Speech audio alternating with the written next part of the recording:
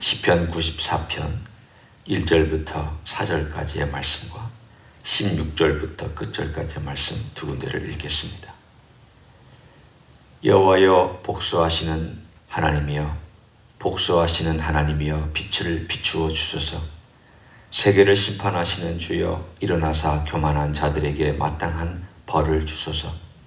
여호와여, 악인이 언제까지 개가를 부르리이까? 그들이 마구 짓거리며 오만하게 떠들며 죄악을 행하는 자들이 다 자만하나이다. 16절입니다. 누가 나를 위하여 일어나서 행악자들을 치며 누가 나를 위하여 일어나서 악행하는 자들을 칠까? 여호와께서 내게 도움이 되지 아니하셨다면 내 영혼이 벌써 침묵 속에 잠겼으리로다. 여호와여, 나의 발이 미끄러진다고 말할 때에 주의 인자하심이 나를 붙드셨사오며 내 속에 근심이 많을 때에 주의 위안이 내 영혼을 즐겁게 하시나이다. 율례를 빙자하고 재난을 꾸미는 악한 재판장이 어찌 주와 어울리리이까? 그들이 모여 의인의 영혼을 치려하며 무죄한 자를 정죄하여 피를 흘리려 하나. 여호와는 나의 요새이시오, 나의 하나님은 내가 피할 반석이시라. 그들의 죄악을 그들에게로 되돌리시며 그들의 악으로 말미암아 그들을 끊으시리니 여호와 우리 하나님이 그들을 끊으시리로다. 아멘. 시편 94편은 1절에 주제가 딱 나와 있습니다. 그 주제는 복수하시는 하나님. 복수하시는 하나님 두 번이나 이 시편의 기자가 부르짖고 있습니다. 심지어는 빛을 비추어 주소서라고 하는 이 말조차도 이 복수하시는 하나님이란 주제에 맞추어 있습니다. 대부분의 경우 나에게 빛을 비춰주소서, 이 표현은 하나님 저에게 은혜를 주십시오, 제 어두웠고 캄캄한 길에 길이 되어 주십시오, 그런 뜻입니다. 그러나 여기서만큼은 빛을 비춰달라는 말은 반대음입니다. 죄를 드러내달라는 뜻입니다. 악행을 드러내달라는 뜻입니다. 우리가 이게 LA도 바퀴벌레들이 많이 살죠. 음식 잘못 놓으면 바퀴벌레들이 모입니다. 달라스에 제가 공부하면서 살 때 달라스도 유난히 바퀴벌레들이 많았습니다. 큰 바퀴벌레부터 시작해서 조그마한 바퀴벌레까지 해서 이 바퀴벌레들이 얼마나 생존력이 강한지 아무리 약을 쳐도 안 없어지고 또 뭘 트랩을 갖다 놔도 안 없어지고 하는 그러한 생존력이 무지 강한 그러한 벌레입니다. 깜깜한데 어느 밤에 와서 물을 먹으려고 불을 탁 켜면 바퀴벌레들이 벽에 붙어 있다가 훅 하고 도망가는 모습을 봅니다. 저는 이 바퀴벌레들이 밤에 나와 있다가 불을 탁 켜면 도망가는 모습을 보면서 저게 내 죄와 같다라는 생각을 한 적이 있습니다. 도망가는 바퀴벌레는 숨기라도 합니다. 이 세상에서는 우리가 잘 숨습니다. 바퀴벌레처럼 어두운 데 숨어있고, 그리고 빛이 나타나면 싹 사라졌다가 어두컴컴할 때 나타나고 아무도 행동하지 않을 때 나타나서 또 자기 마음대로 돌아다니는, 그게 꼭 어쩌면 내 안에 있는 죄와 이렇게 비슷할까 하는 생각을 해본 적이 있습니다. 그런데 하나님께서 빛을 비추면 도망갈 데가 없습니다. 이 세상에 빛을 비추면 도망가기라도 합니다. 어두컴컴한데 숨기라도 합니다.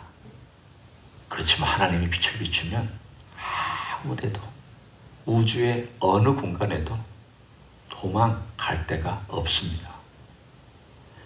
심지어는 이런 표현은 이상하지만 지옥으로도 못 도망갑니다. 지옥으로 도망가면 하나님께서 안 찾아오실 것 같습니까?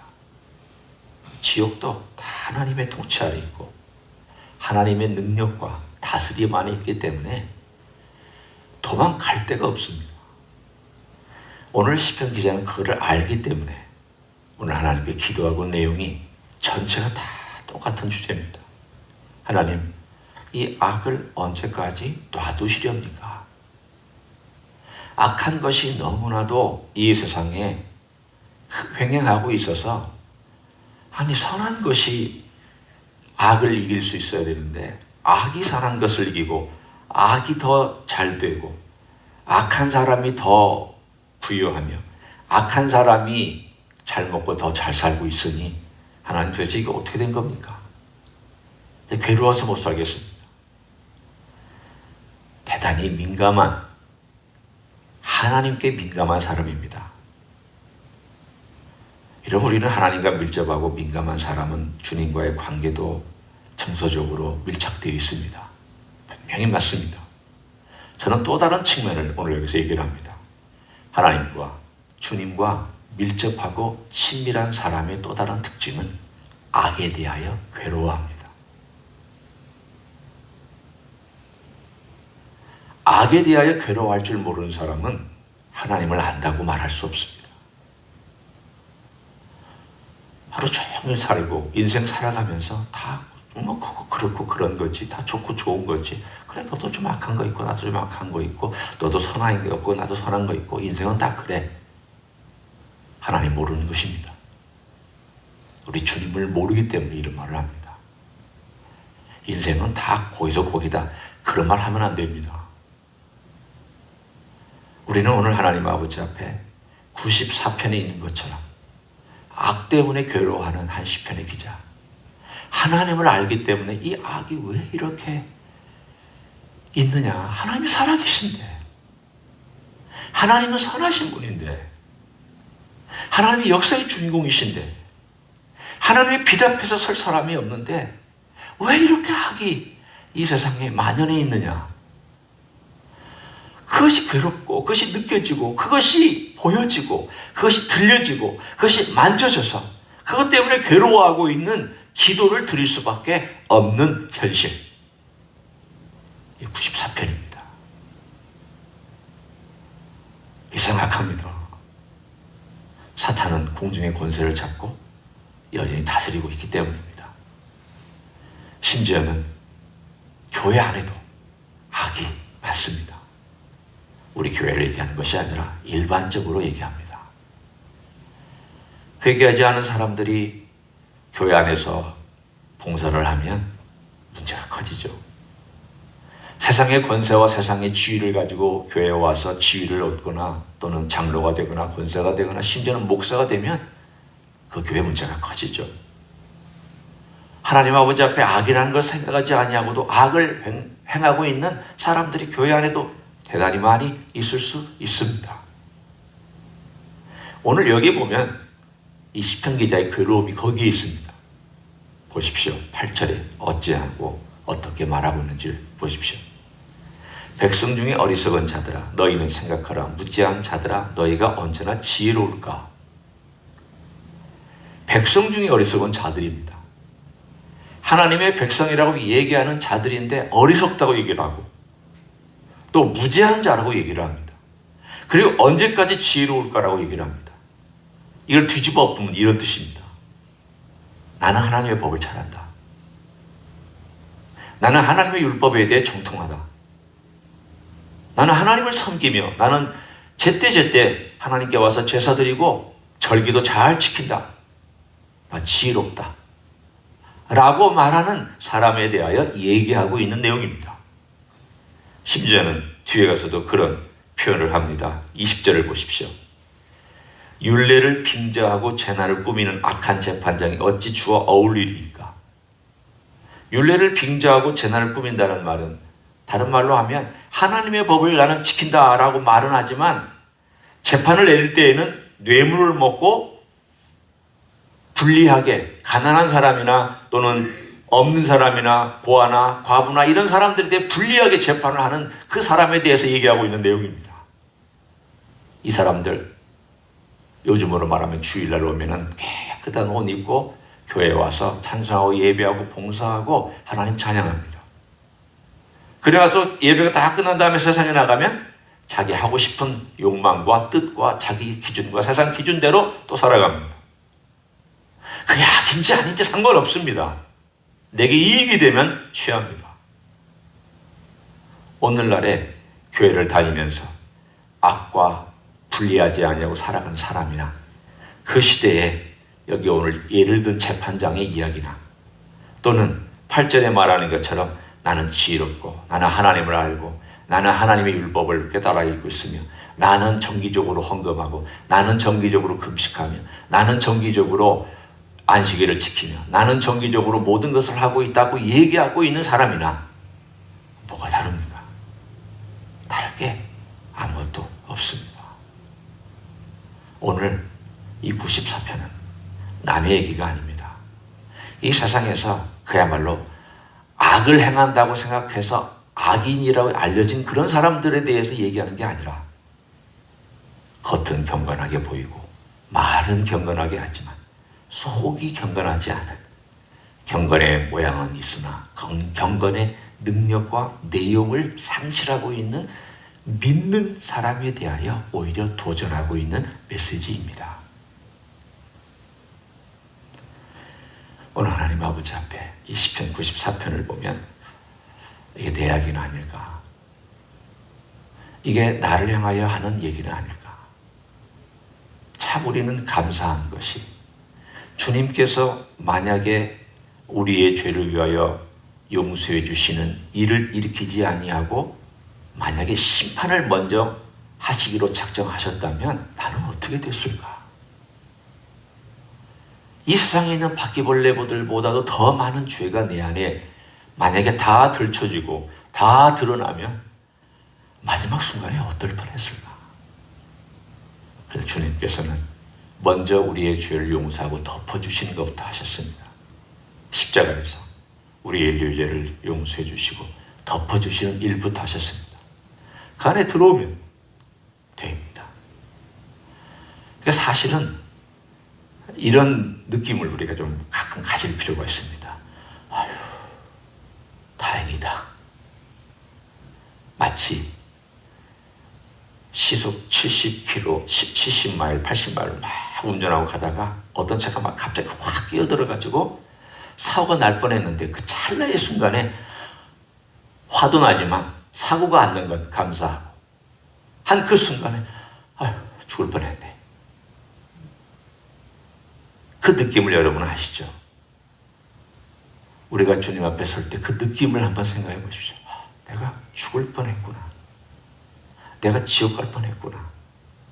내 죄가 바퀴벌레보다도 많은 숫자가 그냥 온 벽과 천장과 바닥과 온 집안이 가득 차 있는 불 탁 켰을 때 만약에 그런 한번 생각을 상상해 보십시오. 얼마나 끔찍합니까? 우리 죄악은 바퀴벌레보다도 더 끔찍합니다. 더 더럽습니다. 더 냄새납니다. 그 죄를 용서해 주셨다. 십자가에서 그 죄를 덮어주셨다. 만약 그 용서와 그 자비와 긍휼이 아니고 심판부터 하셨다면 제일 먼저 죽어나갈 사람은 접니다. 우리가 주님께서 먼저 용서해 주시기 때문에 그리고 용서하는 길을 열어주셨기 때문에 그 안에 들어와서 십자가를 의지하고 우리 주님의 보혈을 의지해서 우리가 용서받았기 때문에 이 94편을 읽을 때 그래도 안심하고 있습니다. 만약 그렇지 못했다면 만약 주님의 은혜와 주님과 관계없는 삶을 살면서 종교적인 생활을 했다면 이 시편은 무서운 시편으로 우리에게 다가왔을 것입니다. 거기에 그 얘기가 있습니다. 12절을 보시면 8절과 반대되는 또 하나의 백성이 있습니다. 12절 여호와여 주로부터 징벌을 받으며 주의 법으로 교훈하심을 받는 자가 복이 있나니. 반대가 되죠. 8절은 백성 중에 어리석어서 무지해서 자기는 늘 지혜롭다고 말하는 한 부류의 사람이 있고 또 하나는 주로부터 징벌을 받아서 징벌을 받는 가운데 주님의 법으로 교훈을 경험하는 사람이 있고 아마도 자기를 지칭하는 것 같아요. 자기와 같이 아휴 내가 죄인이구나. 내가 하나님의 법을 어겼구나. 나는 법을 지킨다고 하는데도 안 지킨 것이 빙산에 그 숨어있는 것처럼 더 많았구나. 겉에 드러난 건 지켰다고 그랬는데 안 지킨 것은 저 바다 속에 깊이 잠겨 있었구나. 그러면서 하나님 아버지 앞에 하나님, 제가 어렵고 힘든 과정과 이 증거를 받는 과정 가운데서 배우게 해주셔서 너무 감사합니다. 대조가 되어 있습니다. 우리는 주님의 은혜 속에서 위로도 받고, 주님의 은혜 때문에 도움도 얻고, 주님의 은혜 때문에 기도도 하고, 주님의 은혜 때문에 살아갑니다.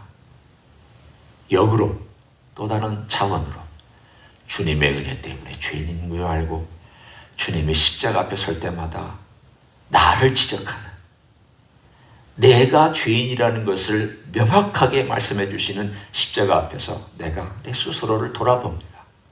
그러면서 때로는 십자가 앞에 올 때 배우고, 고난 속에서, 징계 속에서, 징벌 속에서, 대가를 지불하는 속에서 내가 얼마나 하나님 아버지 앞에 불순종하며 살았는지를 배우고 그 가운데 걸어갑니다. 하나님께서 여전히 아직도 악에 대하여 즉각적인 심판을 하시지 않는 것을 우리는 어떤 면에서는 감사할 줄 알아야 됩니다. 마치 오늘의 기도는 양날의 칼입니다. 날이 이쪽에도 있고요, 이쪽에도 있습니다. 하나님, 악에 대하여 처분해 주십시오. 1절에 있는 것처럼 복수해 주십시오 라고 기도해 보십시오. 이 칼은 나에게도 다가올 수 있습니다. 복수하시는 하나님이 내 억울함을 복수해 달라고. 그래서 알고 봤더니 나도 남에게 억울한 일을 저지른 적이 있습니다. 그러면 그 칼은 나에게도 옵니다. 무서운 기도입니다. 어떤 면에서는 대단히 무서운 기도입니다. 우리는 기도할 때 하나님, 저 그래요, 저 사람 잘못했어요 라고 말하기 전에, 물론 우리는 토로할 수 있습니다. 주님 앞에 막 토로하죠. 근데 한참 토로하고 나서 저도 하나님, 제가 정말 억울합니다. 제가 못 살겠습니다. 한참 토로하고 나서 가만히 생각해보면 내가 잘못한 것이 생각나는 거예요. 내가 잘못한 부분도 있었구나. 내가 어리석은 부분도 있었구나. 왜 생각나는 거예요? 우리 하나님 아버지 앞에 토로하지만, 그러나 복수해달라는 말은 정말 조심해서 쓸 필요가 있다. 그러면서 우리는 먼저 우리 하나님 아버지 앞에 내 자신을 돌아보면서, 하나님, 제가 어떤 삶을 살고 있습니까? 제가 정말 악한 사람은 아닙니까? 말로는 다 한다고 하는데 내 마음과 생각과 중심과 내 행동이 정말 주님께서 말씀하신 그 법을 배우고 따라가고 있습니다. 아니면 너무 시각이 좁아가지고 이게 전부인 줄 알고 살아가면서 나는 옳고, 나는 틀리지 않고, 나는 잘 판단하고, 나는 똑똑하고, 나는 지혜로운데, 나중에 알고 봤더니 이 빈 공간, 내가 보지도 못하고 판단하지 못하는 이 영역이 그렇게 많은 걸 보고 놀래서 내가 어리석었구나. 근데 이상하게 이 내가 보지 못한 영역은 시간이 지나야 보입니다. 그때는 안 보입니다. 또 고집 피우는 사람은 사는 동안에 절대 못 봅니다. 배우지 않는 사람은 절대 이 빈 공간 보지 못합니다. 자기가 저지른 실수 보지 못합니다. 끊임없이 배우는 사람, 끊임없이 주님 앞에서 배우려고 하는 사람, 끊임없이 주님 앞에서 자기 자신을 돌아보면서 오늘 본문에 있는 이 시편기자처럼, 주님, 징계 가운데 제가 배우고, 징계 가운데 제가 깨닫고, 징계 가운데 제가 악이 오니, 하나님 아버지, 그러나 또한 이 세상의 악에 대하여 주님께서 빛을 비춰서 심판해 달라고 하는 이러한 기도를 드릴 때에야 우리가 제대로 된 기도를 드릴 수 있을 것입니다. 우리 기도해야 됩니다. 우리 자신을 위해서 기도하셔야 되고요. 악을 보게 해달라고, 배우게 해달라고, 그것을 통해서 대가를 지불하더라도 배우게 해달라고. 그러나 이 세상의 악에 대해서 기도해야 됩니다. 하나님, 악이 너무 이 세상을 지배하지 않게 해달라고. 악이 선을 이겨버려서 이 세상이 너무나도 곤고해지지 않도록 주님 베풀어 달라고. 우리는 균형 있는 시각을 가지고 오늘 94편의 이 시편의 기자처럼 우리 주님 앞에, 주님께 민감한 사람, 악에도 민감하다, 그걸 위해 기도할 줄 알고 자기 자신도 돌아볼 줄 아는 그런 사람이다 라고 하는 메시지를 생각하면서 오늘 하루도 주님 앞에 민감하게 나아가시는 여러분 되시기를 예수님의 이름으로 간절히 축원합니다. 기도하겠습니다. 하나님 아버지, 고맙습니다. 우리를 심판하시기 전에 우리에게 예수님을 보내주셔서 우리로 구원받는 길을 열어주심을 감사합니다.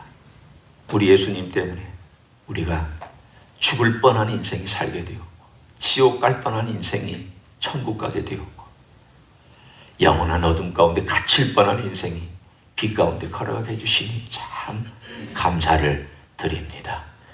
주님, 그러나 이제 구원받은 우리가 매일매일 삶 속에서 계속해서 내 안에 있는 악과 내가 저지르는 잘못된 교만과 어리석음을 잘 보며 주님 앞에서 회개하고 바꾸고 변화시키며 걸어갈 수 있는 인생 되게 하여 주시기를 원합니다.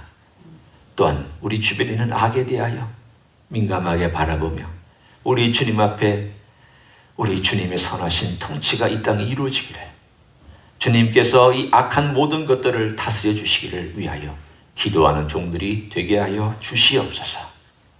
이제는 우리 구주 예수 그리스도의 은혜와 하나님 아버지의 극진하신 사랑과 성령 하나님 교통하심의 역사가 오늘도 우리 주 예수 그리스도와 함께 동행하며 악한 내 안에 있는 악도, 그리고 악한 이 세상의 악도 우리가 볼 줄 알고, 그것 때문에 괴로워할 줄 알고, 근심할 줄 알고, 그래서 기도할 줄 알고 주님을 의지할 줄 아는 삶을 살아가기로 작정하는 이 자리에 참여한 모든 종들 위에와 주 임지 히스기회 위에와 이민교회들과 한국교회들과 선교사님들 위에 이제부터 영원히 함께 하실지어다. 아멘.